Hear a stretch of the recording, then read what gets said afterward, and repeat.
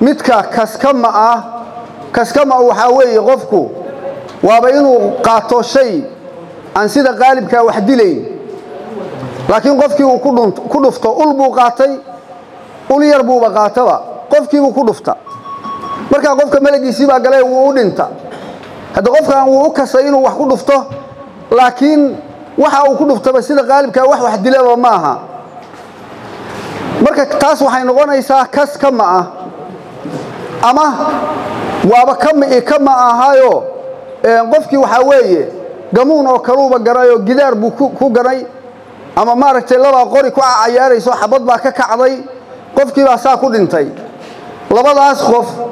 qisaasta waa ka fakanayaan ayagu wax qisaasta sharciga islaamku u soo bandhigi maayo diya ka ratimaysa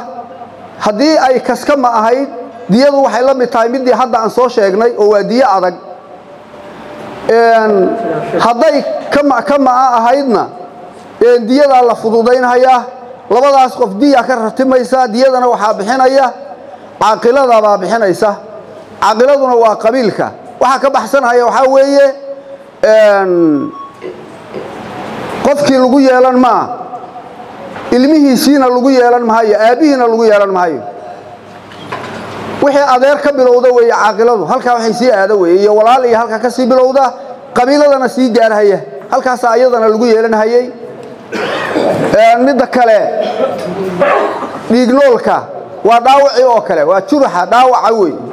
qof baa dhici ka boqol iyo ka sii badan in laga simo oo uu nool yahay dhaawacu labadan buu kala raacaya hadii qofku kas uu dhaawacay qofka diyada adaygeedu waa la mid oo geeli makta lagu bixinayo adkaayo kala laga bixin waxaana lagu leeyahay isla qofkii oo qofka lagu leeyahay geysay baa iyadana lagu leeyahay hadii ay kama u dhacday oo hadda xabadii aan ku miisaalino kale oo labada qofba ku cayaarayeenba qorigii waa lagu cayaarayo xabadii baa ka kacday miisaal ahaan marka qofkii wuu dhaawacmay حقا سيدي وكلا عاقلة اللي يقول إيه قفك اللي سيداس وماركتي مركا يديه لودن ديدي ساسي كل جد نغنيسي